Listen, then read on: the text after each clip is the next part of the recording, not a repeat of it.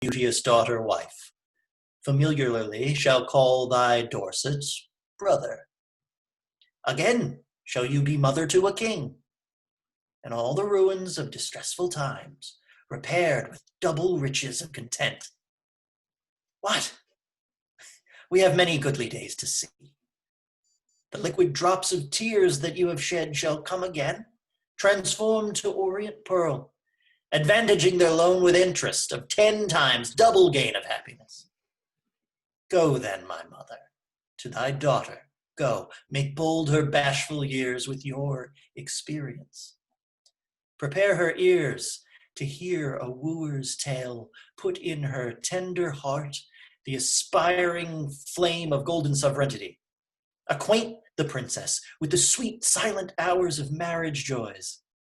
And when this arm of mine hath chastised the petty rebel, dull-brained Buckingham, bound with triumphant garland will I come and lead thy daughter to a conqueror's bed, to whom I will retail my conquest won, and she shall be sole victress. Caesar's Caesar. What were I best to say? Her uncle's brother would be her lord? Or shall I say her uncle? Or he that slew her brothers and her uncles? Under what title shall I woo for thee, that God, the law, and my honor, and her love can make seem pleasing to her tender years? Infer fair England's peace by this alliance, which she shall purchase with still lasting war. Say that the king, which may command, entreats. That at her hands, which the king's king forbids. Say she shall be a high and mighty queen. To wail the tide as her mother doth. Say, I will love her everlastingly. But how long shall that title ever last? Sweetly enforce unto her fair life's end. But how long fairly shall her sweet lie last? So long as heaven and nature lengthens it. So long as hell and Richard likes of it. Say, I, her sovereign, am her subject love. But she, your subject, loathes such sovereignty. Be eloquent in my behalf to her. An honest tale speeds best being plainly told. And in plain terms tell her my loving tale. Plain and not honest is too harsh a style. Your reasons are too shallow and too quick. Oh no, my reasons are too deep and dead. Too deep and dead. Poor infants in their grave. Harp not on that string, madam. That is past. Harp on it, shall I, till heartstrings break. Now, by my George, my garter, and my crown.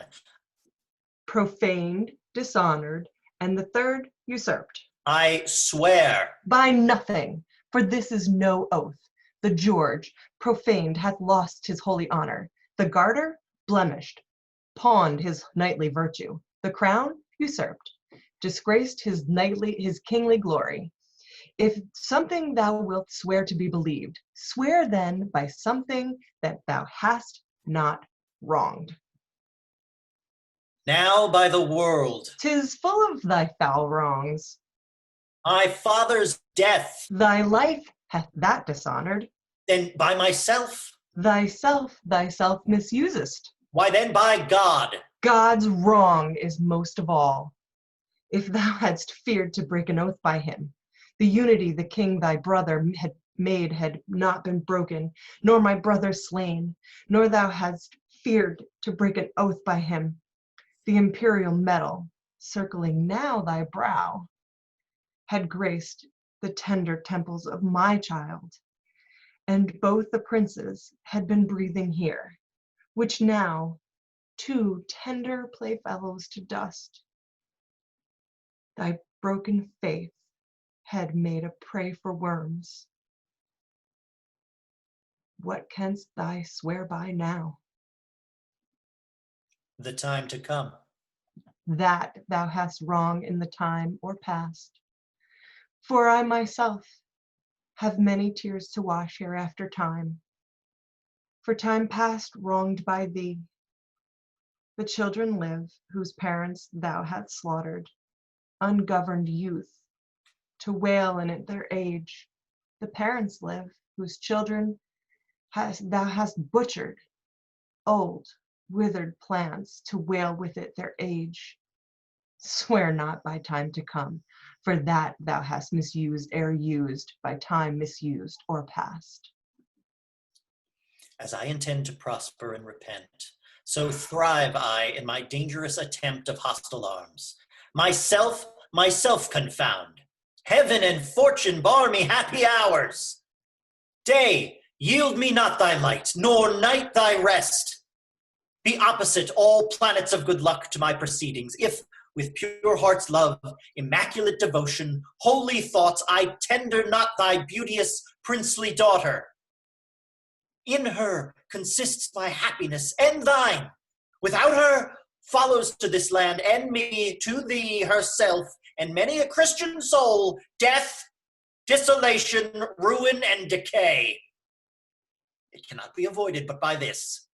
It will not be avoided but by this. Therefore, good mother, I must, can you so, be the attorney of my love to her. Plead what I will be, not what I have been. Not my deserts, but what I will deserve. Urge the necessity and state of times, and be not peevish fond in great designs. Shall I be tempted of the devil thus? Aye, if the devil tempt thee to do good. Shall I forget myself to be myself? Aye, if your self's remembrance wrong yourself. But thou didst kill my children. But in your daughter's womb I bury them. Where in that nest of spicery they shall breed selves of themselves to your recomfiture. Shall I go win my daughter to thy will? And be a happy mother by the deed. I go. Write to me very shortly, and you shall understand from me her mind. Bear her my true love's kiss. And so, farewell.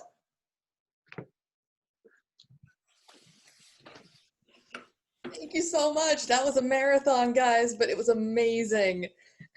Well done. So coming up, we have King John, Act 3, Scene 4, Henry VI, Part 1, Act 4, Scene 5, and Macbeth, Act 4, Scene 2. So up next is King John, Act 3, Scene 4. King Philip will be played by Chris, Lewis will be played by Jake, Cardinal Pandolph will be played by Tamara, and Constance will be played by Jess. King Philip tries to comfort Constance as she mourns her lost son with the help of Cardinal Pandolph and the king's son Lewis, who despairs his position in the politics of the throne. Actors?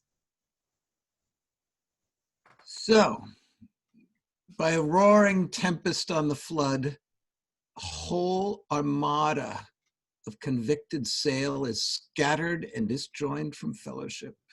Courage and comfort, all shall yet go well. What can go well when we have run so ill? Are we not beaten? Is not Angier lost? Arthur take prisoner? Diverse dear friends slain?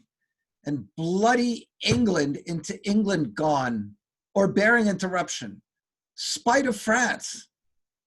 What he hath won, that hath he fortified, so hot a speed with such advice disposed, such tempered order in so fierce a cause. Doth one example who hath read or heard of any kindred action like to this? Well could I bear that England had this praise, so we could find some pattern of our shame. Oh, look who comes here. A grave unto a soul, holding the eternal spirit against her will in the vile prison of afflicted breath. I prithee, lady, go away with me. Lo, now I see the issue of your peace. Patience, good lady. Comfort, gentle Constance. No, I defy all counsel, all redress, but that which ends all counsel, true redress, death. Death! Oh, amiable, lovely death! Thou odoriferous stench, sound rottenness! Arise forth from the couch of lasting night, thou hate and terror to prosperity, and I will kiss thy detestable bones, and put my eyeballs in thy vaulty brows, and wring these fingers with thy household worms, and stop this gap of breath with fulsome dust, and be a carrion monster like thyself. Come, grin on me, and I will think thou smilest, and bust thee as thy wife. Misery's love, oh, come to me. Oh, fair affliction, peace. No, no, I will not, having breath to cry. Oh, that my tongue were in thunder's mouth. Then with a passion would I shake the world, and rouse from sleep that fell anatomy which cannot hear a lady's feeble voice, which scorns a modern invocation.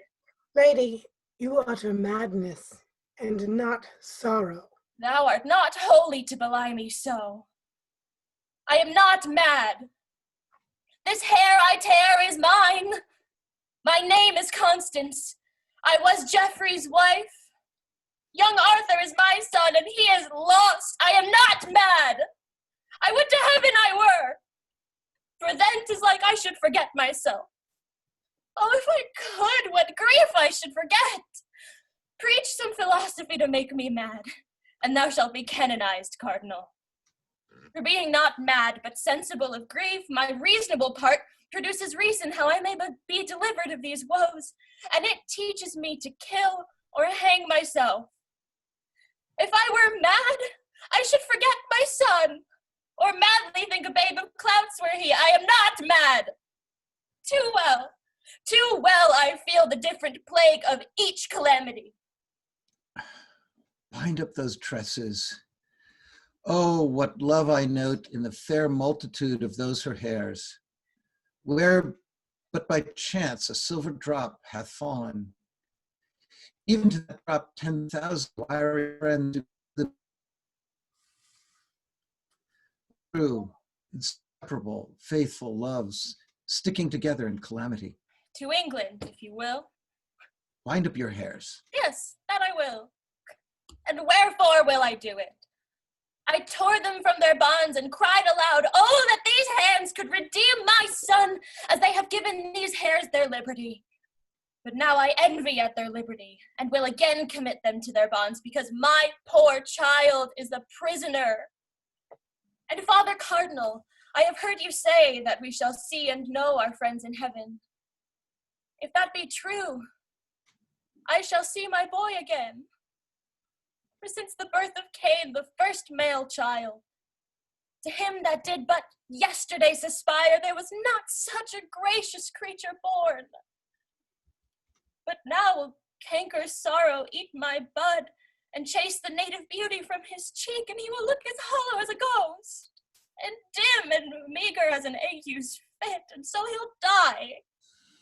And rising so again, when I shall meet him in the court of heaven, I shall not know him. Therefore never, never must I behold my pretty Arthur more. You hold too heinous a respect of grief. He talks to me that never had a son.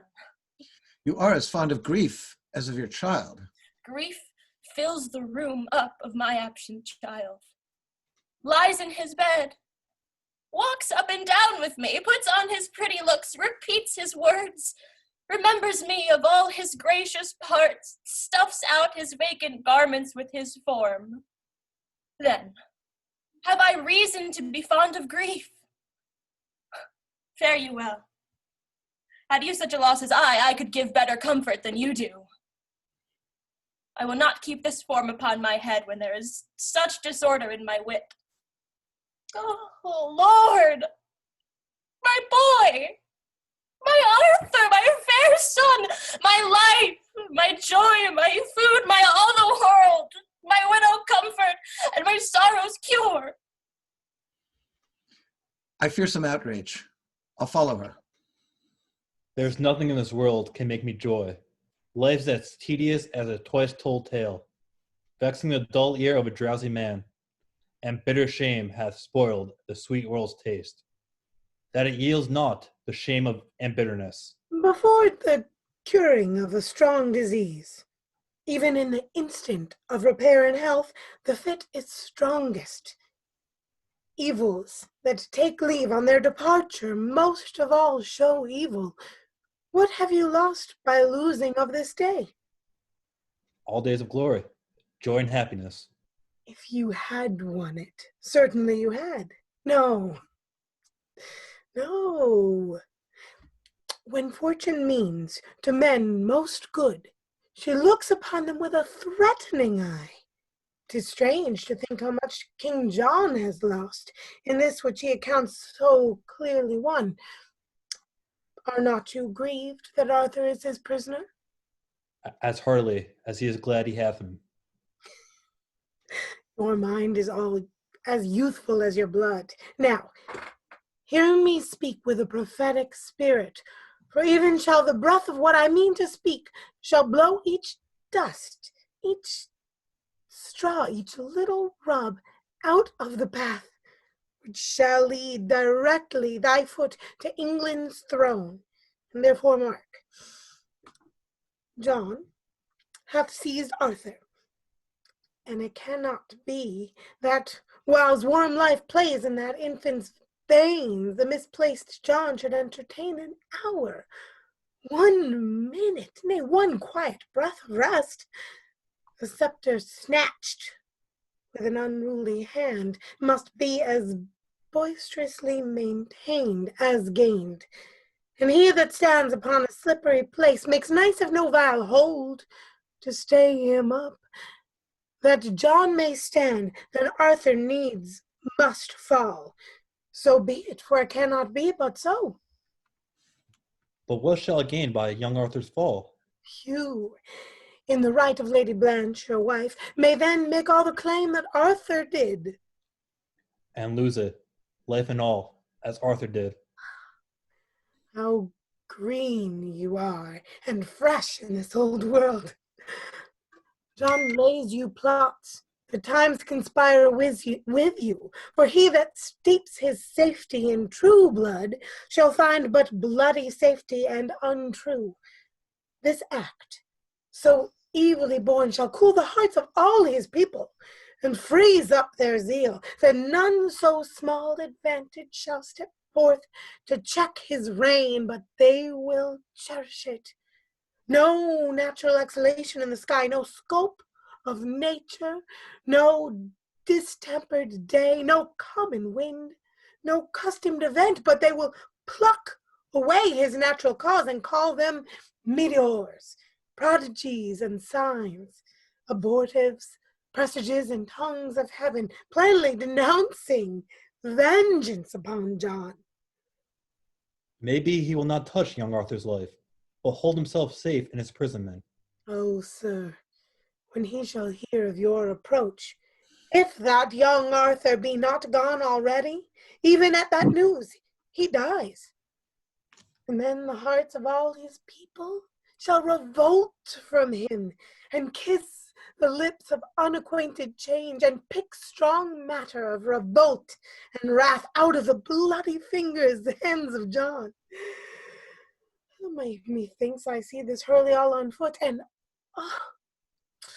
what better matter breeds for you than I have named? The bastard Falconbridge is now in England, ransacking the church, offending charity.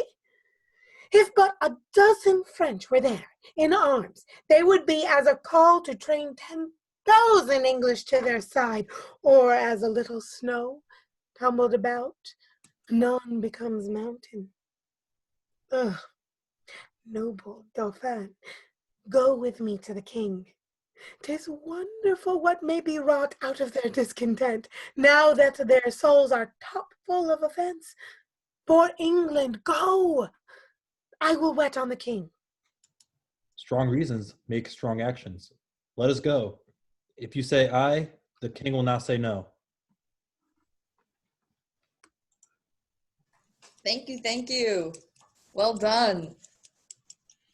Our next scene will be Henry VI, Part 1, Act 4, Scene 5, followed by Macbeth, Act 4, Scene 2, followed by a selection from Chekhov's Seagull from scene 3. So our next scene is Henry VI, Part 1, Act 4, Scene 5. In the role of Talbot, we will have Roger, and in the role of John Talbot, his son, we will have Austin. Talbot and his son John Talbot debate the risks of the battlefield and consider the continuation of the family name. Actors? Oh, young John Talbot, I did send for thee to tutor thee in stratagems of war, that Talbot's name might be in thee revived when sapless age and weak unable limbs should bring thy father to his drooping chair. But oh, malignant and ill-boding stars, now thou art come unto a feast of death, a terrible and unavoided danger.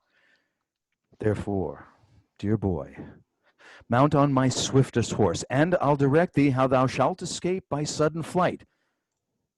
Come, dally not, be gone. Is my name Talbot? And am I your son? And shall I fly?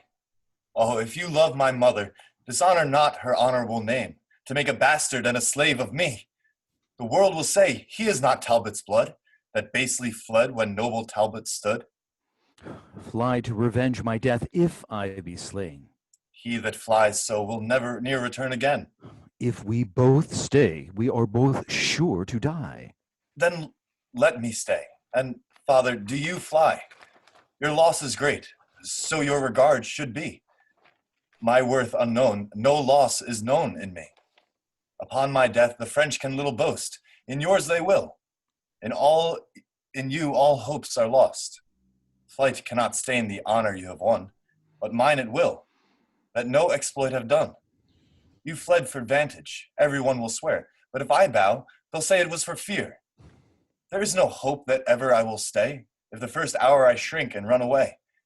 Here on my knee I beg mortality, rather than life preserved with infamy. Shall all thy mother's hopes lie in one tomb?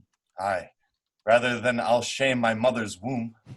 Upon my blessing, I command thee, go. To fight I will, but not to fly the foe. Part of thy father may be saved in thee. No part of him, but will be shame in me. Thou never hast renown, nor canst not lose it. Yes, your renowned name. Shall flight abuse it? Thy father's charge shall clear thee from that stain. You cannot witness for me, being slain. If death be so apparent, then both fly. And leave my followers here to fight and die? My age was never tainted with such shame. And shall my youth be guilty of such blame? No more can I be severed from your side, than can yourself in twain divide. Stay, go, do what you will, the like do I. For live I will not if my father die. Then here I take my leave of thee, fair son. Born to eclipse thy life this afternoon, come, by my side together, live and die, and soul with soul from France to heaven fly. Thank you very much. So next we will have Macbeth scene, Act 4, Scene 2, followed by Chekhov's Seagull, followed by The Winter's Tale, Act 3, Scene 3. So next is Macbeth, Act 4, Scene 2. In the role of Lady Macduff, we have Vera. In the role of Ross, we have Kevin. In the role of the son, we have Patricia. In the role of the messenger, we have Jeremy. And in the role of the murderer, we have Jake. Lady Macduff, who is angry that her husband has fled, tells her son that he is dead. He stands by his father, and then a messenger arrives to tell Lady Macduff to flee, immediately followed by murderers. Actors? What had he done to make him fly the land? You must have patience, madam. He had none. His flight was madness. When our actions do not, our fears do make us traitors. You know not whether it was his wisdom or his fear. Wisdom, to leave his wife, to leave his babes, his mansions, and his titles in a place from whence himself doth fly. He loves us not. He wants the natural touch, for the poor wren, the most diminutive of birds, will fight her young ones in the nest against the owl. All is the fear and nothing is the love, as little is the wisdom, where the flight so runs against the reason. My dearest cuz, I pray you school yourself. But for your husband, he is noble, wise, judicious, and best knows the fits of the season. I dare not speak much further. But cruel are the times when we are traitors and do not know ourselves, when we hold rumor from what we fear, yet know not what we fear, but float upon a wild and violent sea each way and move. I take my leave of you.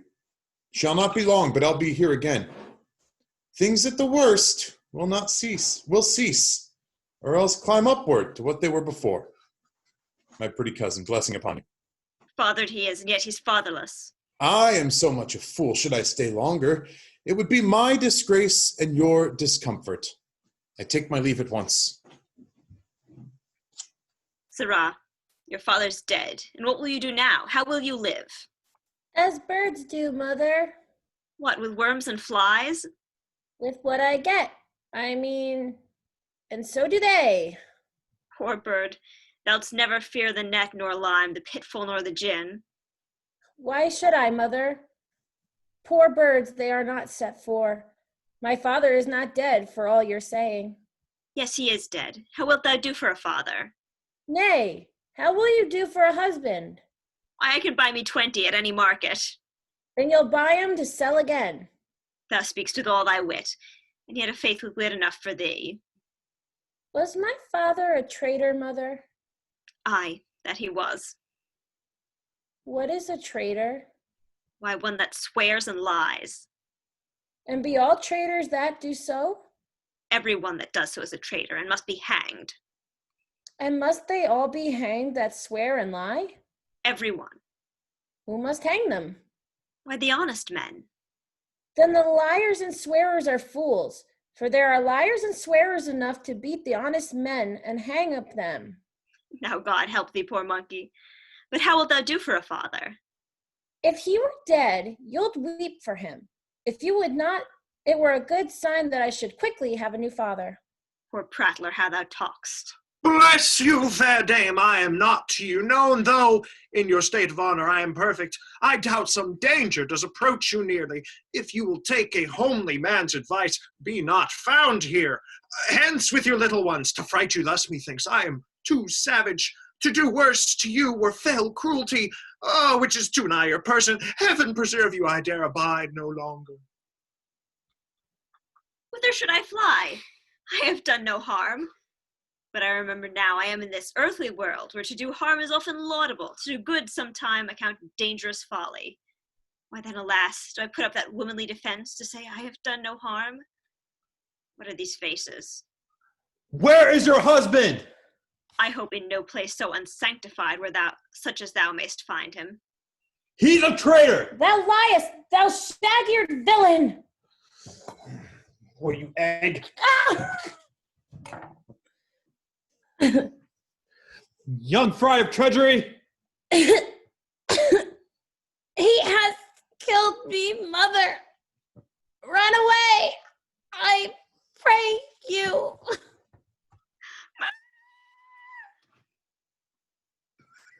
Well done. Oh my goodness. That was so much fun. We all have to stop laughing. Okay. Amazing, y'all.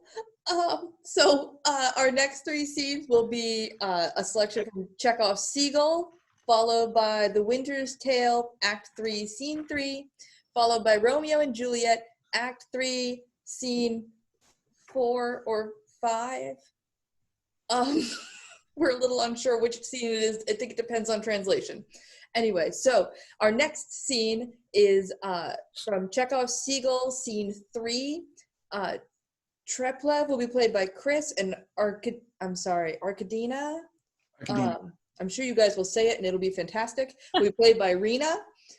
In this short scene, in which Constantine recovering from a suicide attempt. Did I get the wrong characters? Yeah, probably. Anyway. No, you're good. You're good. I'm good? Okay. Yeah. Recovering from a suicide attempt and his mother, Arkadina, get into an argument sparked by Constantine's jealousy over his mother's lover, Trigorin. Trigorin, perhaps echoing Hamlet's relationship with Gertrude. Actors.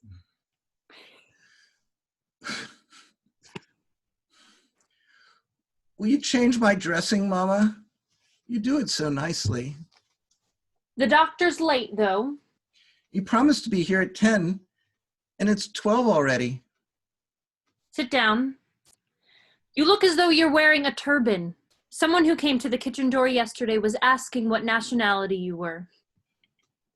It's nearly healed, though. You're not going to start playing with guns again while I'm away, are you? No, Mama. That was just a moment of crazy despair when I lost control of myself. It won't happen again. You have magic in your hands. I remember a long time ago when you were still working in the State Theater. When I was little, there was a fight in the courtyard of our block, and a washerwoman living in one of the apartments got badly knocked about. Do you remember? When they picked her up, she was unconscious. You kept going to see her. You took her medicine. You bathed her children in her wash tub. Surely you remember. No. There were 2 ballet dancers living in the same block. They used to come and have coffee with you. I remember that. They were terribly religious. These last few days, I've loved you as tenderly and as wholeheartedly as I did when I was a child. I've no one left apart from you. But why has that man come between us? You don't understand him. He is someone of the highest integrity. However, when they told him I was going to challenge him to a duel, his integrity didn't hinder his cowardice. He's leaving, ignominiously fleeing. Ah, nonsense! I'm taking him away. You can't be pleased by our relationship, of course, but you're perfectly intelligent, and I must insist that you respect my freedom. I do respect your freedom, but you must allow me to be free too. You must let me have my own opinion of that man. Here we are on the point of quarreling over him while he sits in the drawing room of the garden somewhere laughing at us, educating Nina, trying to convince her once and for all that he's a genius. You take pleasure in being disagreeable with me. That man is someone I have great respect for, and I must ask you not to speak ill of him in my presence. I don't have great respect for him, however. You want me to think he's a genius as well. But I'm sorry, I can't tell a lie. His work nauseates me. That's jealousy. People with no talent themselves, only pretensions, are always reduced to running down people who have real talent. It must be a great comfort. Real talent. I have more talent than a lot of you if it comes to that. You and your dull, plodding friends have got a stranglehold on art, and the only things you consider legitimate and real are the ones you do yourselves. Everything else you crush and smother. I don't acknowledge any of you. I don't acknowledge you. I don't acknowledge him. And what are you? A decadent. Go back to your nice little theater and act in your miserable, mediocre plays. I've never acted in plays like that in my life. Leave me alone. You couldn't write as much as a miserable farce. You shopkeeper. You Kiev shopkeeper. Parasite. Miser. Ragbag.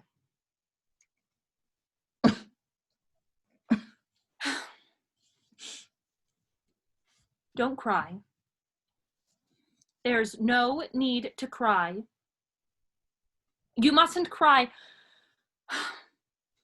My own dear child, forgive me. Forgive your wicked mother. Forgive your unhappy mother. If only you knew. I've lost everything. She doesn't love me. I can't write anymore. All my hopes have foundered. Don't despair. Everything will be all right. I'm taking him away now. She'll go back to loving you. Enough. Enough. We are friends again. Yes, Mama. Make friends with him too. No duels. You won't, will you? Very well. But please, Mama, I don't want to meet him. It's hard for me, more than I can bear. So, I'm going. The doctor can do the dressing later.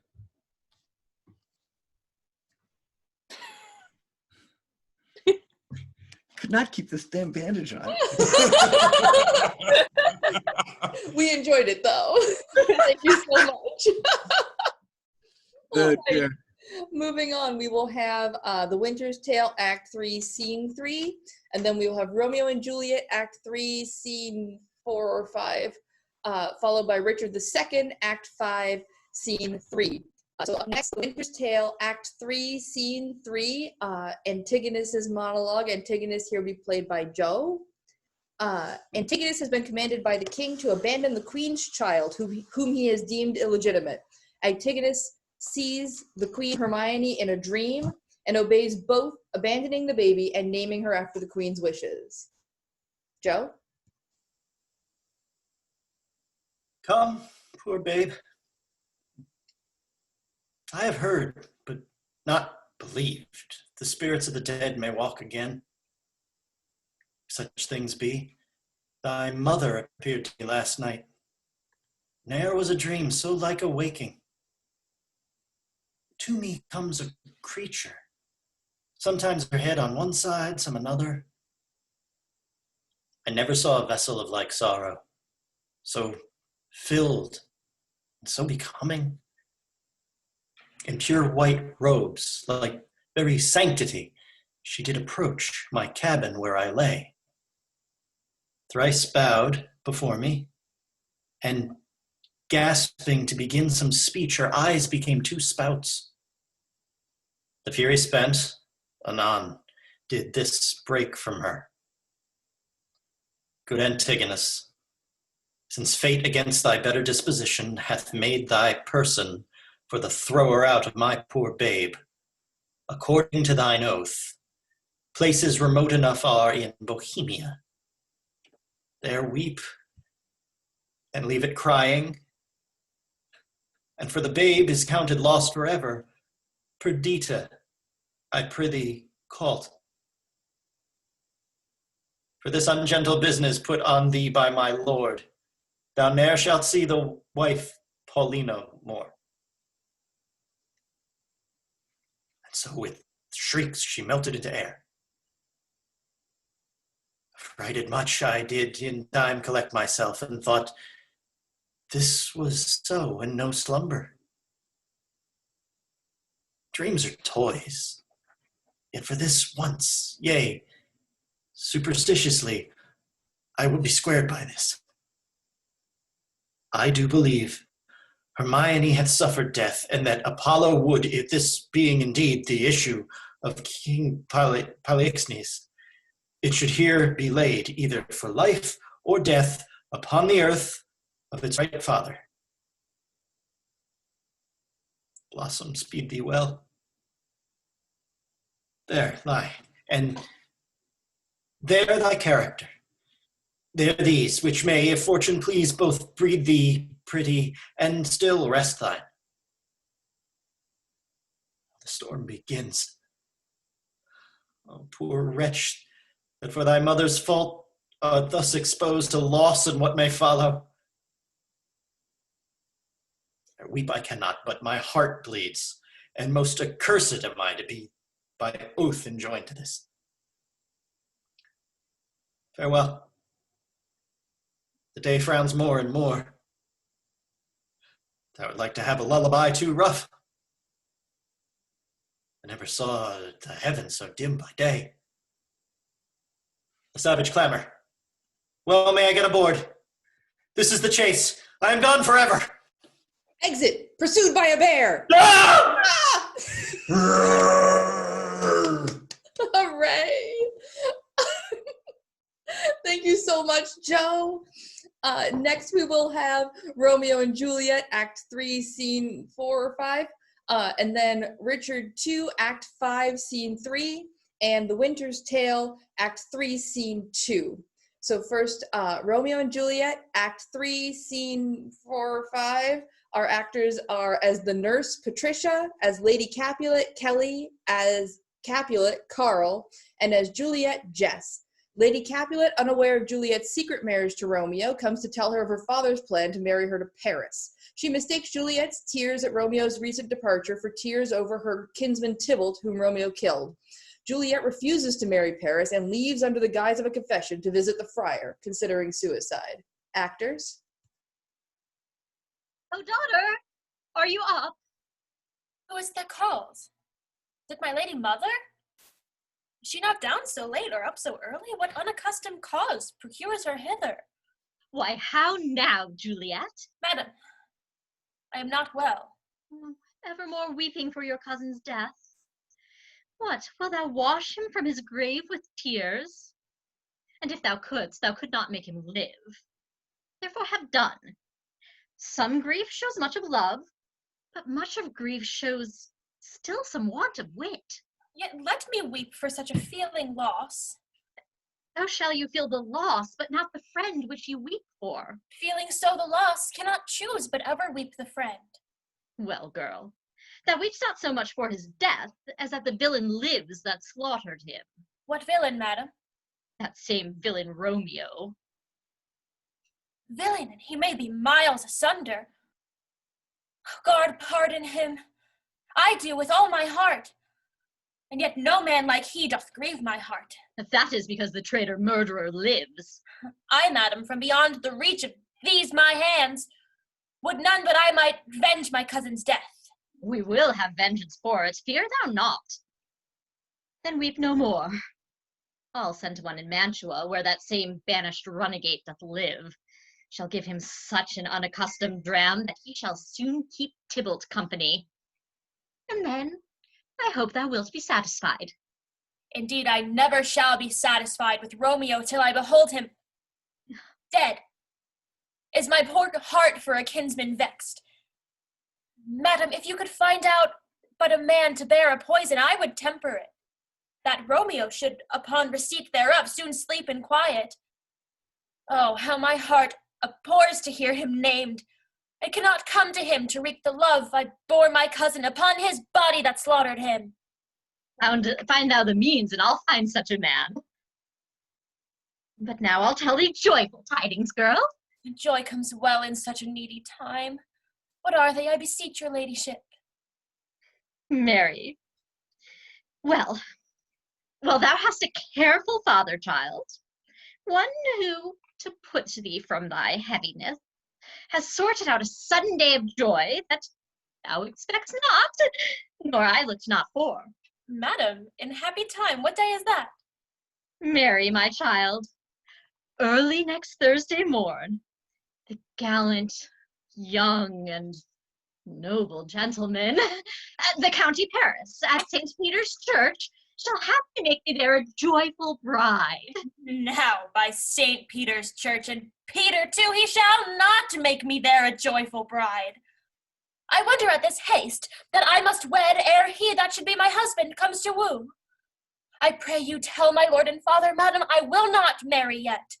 And when I do, I swear it shall be Romeo, who you know I hate, rather than Paris. Oh, these are news indeed. Here comes your father. Tell him so yourself, and see how he will take it at thy hands. When the sun sets, the earth doth drizzle dew. But for the sunset of my brother's son, it rains downright. How now, a conduit girl? What, still in tears? Evermore showering? In one little body thou counterfeits a bark, a sea, a wind. For still thy eyes, which I may call the sea, do ebb and flow with tears. The bark thy body is, sailing in this salt flood. The winds thy sighs, raging with thy tears, and they with them without a sudden calm, will overset thy tempest-tossed body. How now, wife? Have you delivered to her our decree? Aye, sir, but she will none. She gives you thanks. I would the fool were married to her grave. Soft. Take me with you, wife. How? Will she none? Doth she not give us thanks? Is she not proud?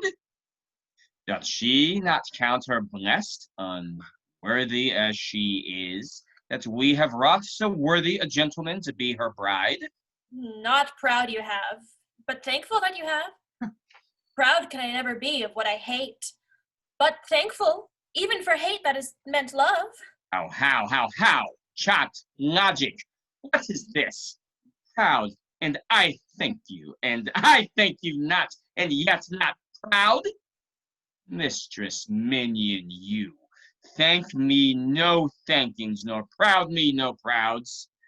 But fettle your fine joints gainst Thursday next to go with Paris to St. Peter's Church, or I will drag thee on a hurdle thither.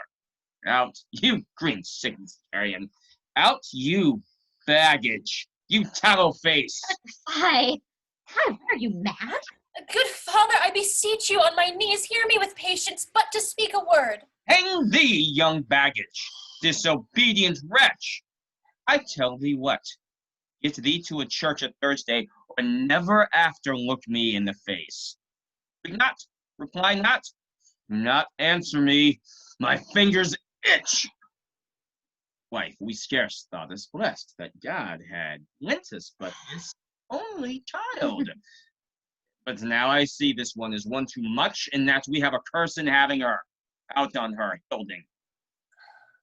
God in heaven bless her. You are to blame, my lord, to rate her so. And I, my lady, wisdom. Hold your tongue, good prudence. Matter with your gossips, go. I speak no treason. Oh, got it, goodin. May not one speak? Peace, you mumbling fool. Utter your gravity o'er gossip's bowl, for here we need it not.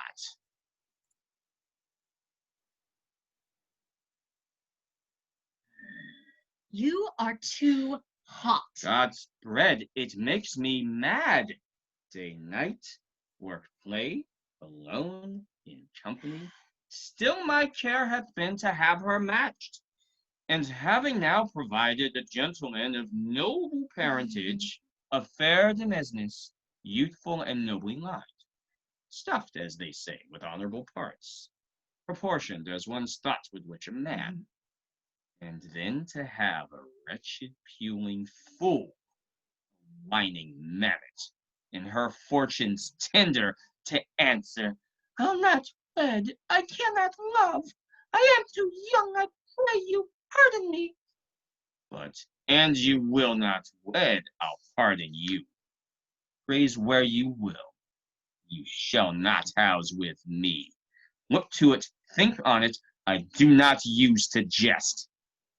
Thursday is near, lay hands on heart, advise. And you be mine, I'll give you to my friends. And you be not, hang, beg, starve, die in the streets.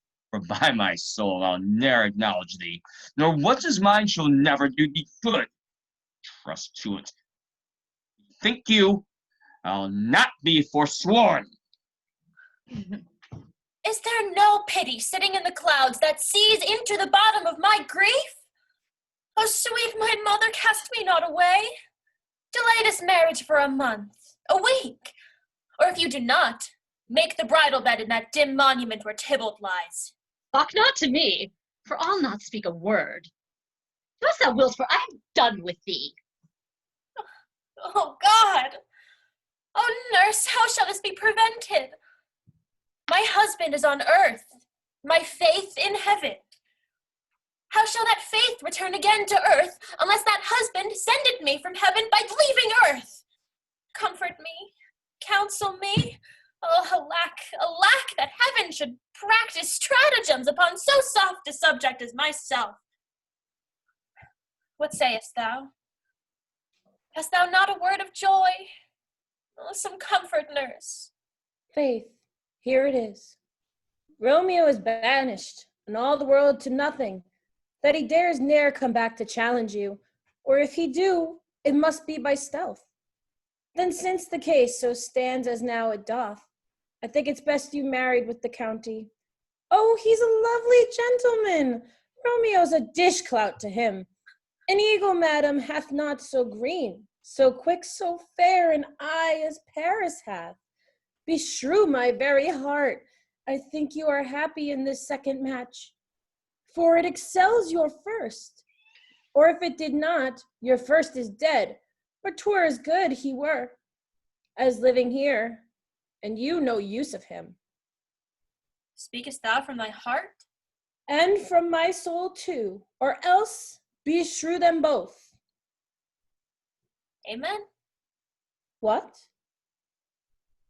Well, thou hast comforted me marvelous much.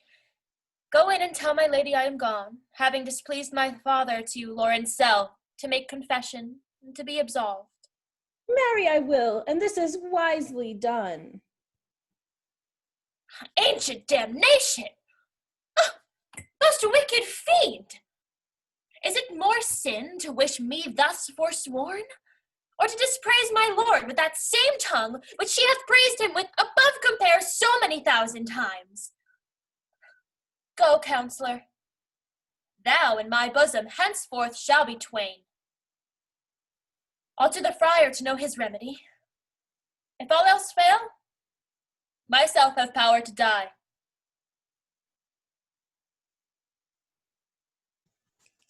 Thank you so much.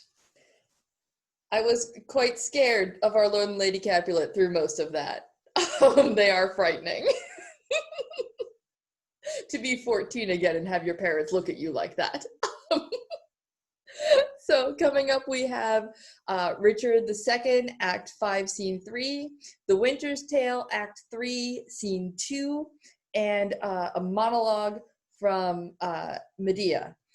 So we will now have Richard II, Act 5, Scene 3.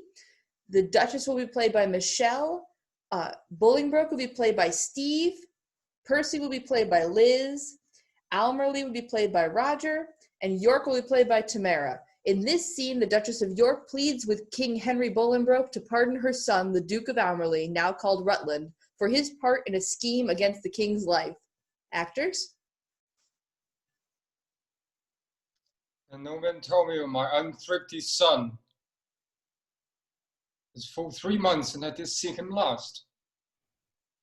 If any plague hangs over us, it's he. I would to God, my lords, he might be found. Inquire at London, amongst the tavern there, for there they say he daily does frequent, with unrestrained loose companions, even such, they say, as stand in narrow lanes, and beat our watch, and rob our passengers, which he, young wanton and effeminate boy, takes on the point of honor to support so desolate a crew. My lord, some 2 days since I saw the prince, and told him of those triumphs held at Oxford. And what said the gallant?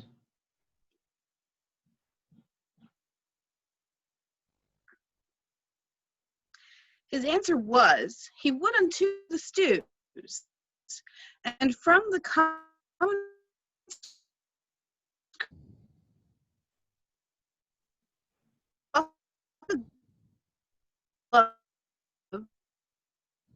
where it has a, and with that, he would own the lust. As desolate as desperate. Yet through both I see some sparks of better hope, which outer years may happily bring forth. But who comes here? Where is the king? What means our cousin, that he stares and looks so wildly? Save your grace. I do beseech your majesty to have some conference with your grace alone. Withdraw yourselves and leave us alone. What is the matter with our cousin now? Forever may my knees grow to the earth, and my tongue cleave to my roof within my mouth, unless a pardon ere I rise or speak. Intended or committed was this fault. If on the first, how heinous it be, to win thy after love I pardon thee. Then give me leave that I may turn the key, that no man enter till my tale be done. Have thy desire. My liege, Beware, look to thyself, that thou hast a traitor in thy presence there. Villain, I'll make thee safe. Stay thy revengeful hand. Thou hast no cause to fear. Open the door. Secure, foolhardy king. Shall I for love speak treason to thy face? Open the door, or I will break it open. What is the matter, uncle? Speak. Recover breath. Tell us how near is danger and why, that we may arm us to encounter it. Peruse is writing here. Thou shalt know the treason that my haste forbids me show. Remember, as thou readst thy promise past. I do repent me. Read not my name there. My heart is not confederate with my hand. It was, villain. Ere thy hand did set it down, I tore it from the traitor's bosom, king. Fear and not love begets his penitence. Forget to pity him, lest thy pity prove a serpent that will sting thee to the heart. Oh, heinous, strong, and bold conspiracy! O loyal father, a treacherous son! Thou sheer immaculate and silver mountain, from windless streams, through muddy passages, had held his current and defiled himself. Thy overload good converts to bad, and their abundant goodness shall excuse this deadly bolt in thy digressing son. So shall my virtue be his vice's bawd, and he shall spend mine honor with his shame, as thriftless sons their scraping father's gold. Mine honor lives when his dishonor dies, or my shamed life in his dishonor lies. Thou kill'st me in his life, giving him breath. The traitor lives, and true man's put to death. What ho, my liege! For God's sake, let me in! What shrill voice supplement makes this eager cry? A woman, and thy aunt, great king. Oh, nope, that's not me. Speak with me, pity me, open the door. A beggar begs that had never begged before. Our sin is altered from a serious thing, and now changed to the beggar and the king. My dangerous cousin, let your mother in. I know she's come to pray for your foul sin. If thou do pardon, whosoever pray, more sins for this forgiveness prosper may. This festered joint cut off, the rest sound. This let alone will all the rest confound. O king, believe not this hard-hearted man. Love loving not itself, none other can. Thou frantic woman, what dost thou make here? Shall thy old dugs once more a traitor rear? Sweet York, be patient. Hear me, gentle liege. Rise up, good aunt. No, not yet. I thee beseech. Forever will I walk upon my knees, and never see day that the happy sees, till thou give joy, until thou bid me joy, by pardoning Rutland, my transgressing boy. Unto my mother's prayers I bend my knee. Against them both my true joints bended be. Ill mayst thou thrive if thou grant any grace. Pleads thee he in earnest? Look upon his face. His eyes do drop no tears. His prayers are in jest. His words come from his mouth, ours from our breast. He prays but faintly and would be denied. We pray with heart and soul and all beside. His weary joints would gladly rise, I know. Our knees shall kneel to the ground they grow. His prayers are full of false hypocrisy. Ours of true zeal and deep integrity. Our prayers do outpray his. Then let them have that mercy which true prayer ought have. Good aunt, stand up. Nay, do not say stand up. Say pardon first, and afterwards stand up. And if I were thy nurse, thy tongue to teach, pardon should be the first word of thy speech. I never longed to hear a word till now. Say pardon, King. Let pity teach thee how. The word is short, but not so short as sweet. No word like pardon for kings' mouths so meet. Speak it in French, King. Say pardonne-moi. Dost thou teach pardon, pardon to destroy? Ah, my sour husband, my hard-hearted lord, that settest the word itself against the word. Speak pardon as 'tis current in our land. The chopping French we do not understand. Thine eye begins to speak. Set thy tongue there, or in thy piteous heart plant thou thine ear, that hearing how our plaints and prayers do pierce, pity may move thee to pardon to rehearse. Good aunt, stand up. I do not sue to stand. Pardon is all the suit I have in hand. I pardon him, as God shall pardon me. Oh, happy vantage of a kneeling knee! Yet I am sick for fear. Speak it again. Twice saying pardon doth not pardon twain, but makes one pardon strong. With all my heart, I pardon him. A God on earth thou art. But for trusty brother-in-law and the abbot, with all the rest, that consorted crew, destruction straight shall dock them by the heels. Help to order several orders to Oxford, where these traitors are. They shall not live within this world, I swear. But I will have them, if I went nowhere. Uncle, farewell. And cousin too, adieu. Your mother well has prayed, and prove you true. Come, my old son, I pray God make thee new.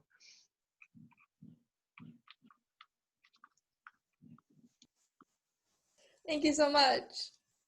Oh, I'm loving all of these tonight. We're getting kind of close to the end here. We've got one more scene and one monologue. So our next scene is The Winter's Tale, Act 3, Scene 2, and then we have Medea by Euripides. So The Winter's Tale, Act 3, Scene 2. The actors in this scene will be Leontes will be played by Kevin, Hermione will be played by Molly, and the officer will be played by Jake. King Leontes has accused his wife Hermione of adultery, and she stands before him to face the charges against her. Actors.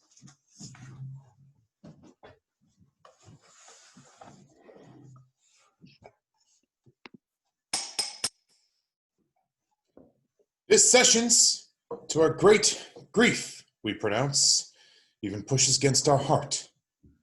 The party tried the daughter of a king, our wife, and one of us too much beloved. Let us be cleared of being tyrannous, since we so openly proceed in justice, which shall have due course, even to guilt or purgation. Produce a prisoner. It is His Highness' pleasure that the Queen appear in person here in court. Silence! Read the indictment.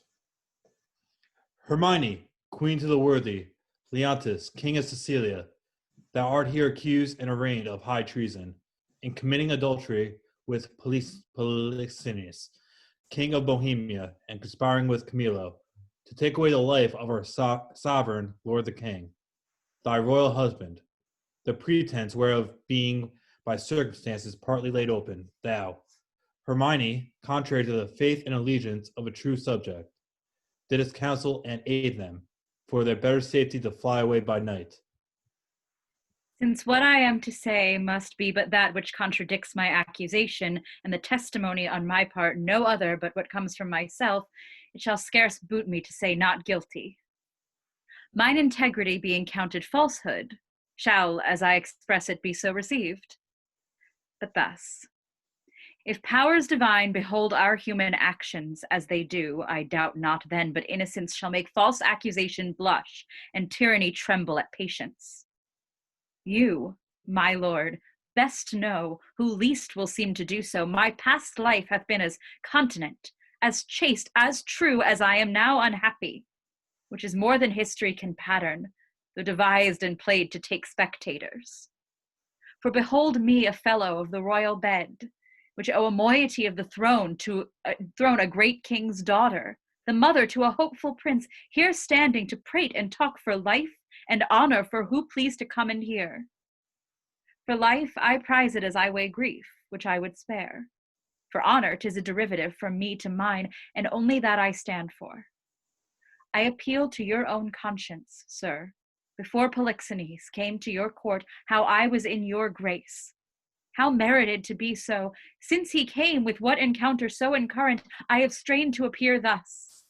If one jot beyond the bound of honor, or an act or will that way inclining, hardened be the hearts of all that hear me, and my nearest of kin cry fie upon my grave. I ne'er heard yet that any of these bolder vices wanted less impudence to gainsay what they did than to perform it first. That's true enough, though 'tis a saying, sir, not due to me. You will not own it. More than mistress of which comes to me a name of fault, I must not at all acknowledge. For Polixenes, with whom I am accused, I do confess I loved him as in honor he required, with such a kind of love as might become a lady like me, with a love even such, so, and no other, as yourself commanded. Which not to have done, I think had been in me both disobedience and ingratitude to you and toward your friend, whose love had spoke, even since it could speak from an infant, freely that it was yours.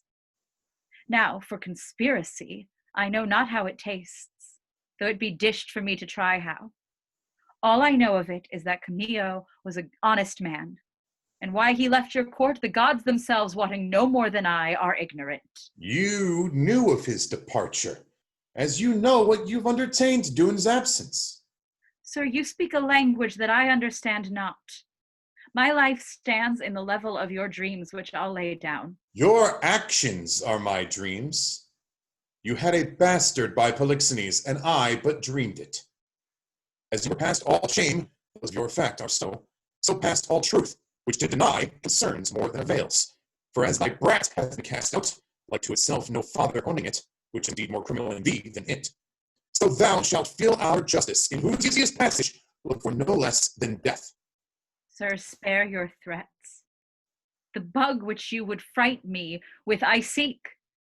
To me can life be no commodity, the crown and comfort of my life. Your favor I do give lost, for I do feel it gone, but know not how it went. My second joy and first fruits of my body, from his presence I am barred like one infectious. My third comfort, starred most likely, is from my breast the innocent milk in its most innocent mouth, haled out to murder.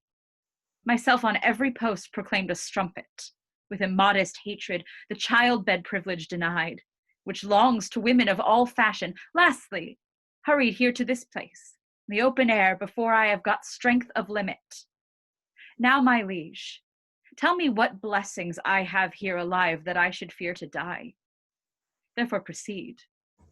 But yet hear this, mistake me not, no life, I prize it not a straw, but for mine honor, which I would free, if I shall be condemned upon surmises, all proofs sleeping else, but what your jealousies awake.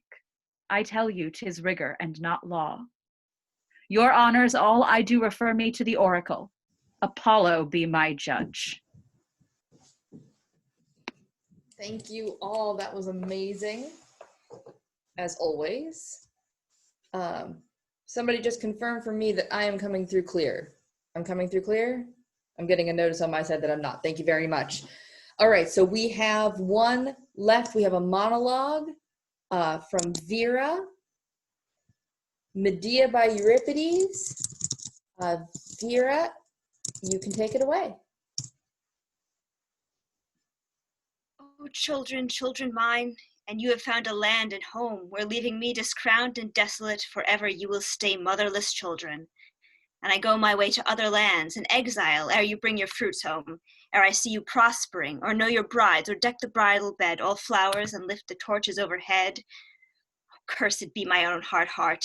'Twas all in vain then that I reared you up so tall and fair. In vain I bore you, and was torn with those long pitiless pains when you were born. Oh, wondrous hopes my poor heart had in you. How you would tend me in mine age, and do the shroud about me with your own dear hands, where I lay cold, blessed in all the lands that knew us. And that gentle thought is dead. You go, and I live on to eat the bread of long years to myself, most full of pain. And never your dear eyes, never again shall see your mother, far away being thrown to other shapes of life. My babes, my own, why gaze ye so? What is it that ye see? And laugh with that last laughter? Woe is me, what shall I do? Women, my strength is gone like a dream, since once I looked upon those shining faces. I can do it not. Goodbye to all the thoughts that burned so hot aforetime. I will take and hide them far, far from men's eyes. Why should I seek a war so blind? These babes wound to sing again their father's heart, and win myself a pain twice deeper? Never, never. I forget henceforward all I labored for. And yet, what is it with me? Would I be a thing mocked at, and leave my enemies to sting unsmitten? It must be. O coward heart, ever to harbor such soft words, depart out of my sight, ye twain.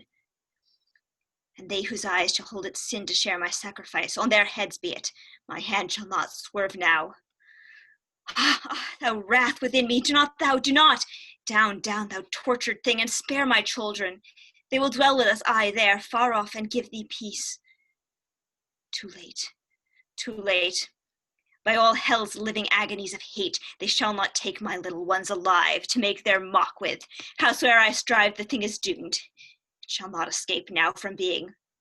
Aye, the crown is on the brow and the robe girt, and in that robe the high queen is dying. I know all, yet seeing that I must go so long a journey, and these twain a longer yet and darker, I would fain speak with them ere I go. Come, children, stand a little from me. There, reach out your hand, your right hand, so, to mother, and goodbye. O darling hand, O darling mouth and eye and royal mien and bright, brave faces clear, may you be blessed, but not here. What here was yours your father stole. Ah, God, the glow of cheek on cheek, the tender touch, and oh, sweet scent of childhood. Go, go, am I blind? My eyes can see not when I look to find their places. I am broken by the wings of evil. Yea, I know what bad things I go, but louder than all thought doth cry, anger, which maketh man's worst misery. Thank you, Vera. All right, that concludes our performances for the night. I would like to once more remind you that many of these actors consider the Center for Performing Arts in Rhinebeck our theatrical home when we have a theatrical home, and we would like them to still be there when we get back. So if you have the ability or the inclination, please feel free to donate on their website above or on the link below, and all of those monies go straight to the center, and we are so happy to fundraise for them. We want to thank all of our actors tonight and thank all of you for joining us. This has been a fantastic celebration of mothers. They were all such wonderful mothers, weren't they? I would like to remind you that we have additional events upcoming. This Wednesday, we'll be live streaming an original piece by one of our actors tonight. Kelly wrote a play, and we will be doing it on Wednesday. And then we will next Saturday be presenting Cymbeline. So please feel free to find those events here on the page, the Living Room Shakespeare page, and then come join us for those events as well. And without further ado, we will do bows. So actors, please prepare for bows. Open up your microphones, please, and make some kind of sound so people can see you. Wendy. Hi, thank you. Please give to the center. Vera. Hello. Jeremy. Hello. Steve. Hello. Chris. Thanks very much. Roger. Hi, everyone. Thanks so much for coming. Please give to the center. Please keep Rhinebeck going. Lori. Hi. Thank you very much for listening and watching, and donate to the center. Liz. Hi, everyone. I'm losing my connection. That's okay. You made it. Molly. Thanks, everybody. Marsbar wants you to donate to the center. Oh, that we all shall. Carl. Hello. Thank you, everyone. And Kelly. Hi, thank you. Please donate. Austin. Thank you. And Jess. Hi, thank you. Please donate to the center. Michelle. Good night, everyone. Thank you. Joe. Hey, happy Mother's Day. Jake. Hi. And Patricia. Hi, thanks everyone for watching. Don't forget to donate. Rena. Thanks for tuning in. Kevin. Hi, thank you so much, and happy Mother's Day, especially to all the moms that were in our show tonight. Happy Mother's Day. Tamara. Thanks, everyone. Thank you for watching. And yeah, please, even just $1, we'll take it. Thanks. And I have been Christine. Thank you so much for joining us tonight, and we look forward to seeing you over and over and over again. Unless quarantine ends, but. No, forever. Okay. Even if quarantine ends, we will keep going. Yeah. Good night, everybody. Good night. Bye. Good night.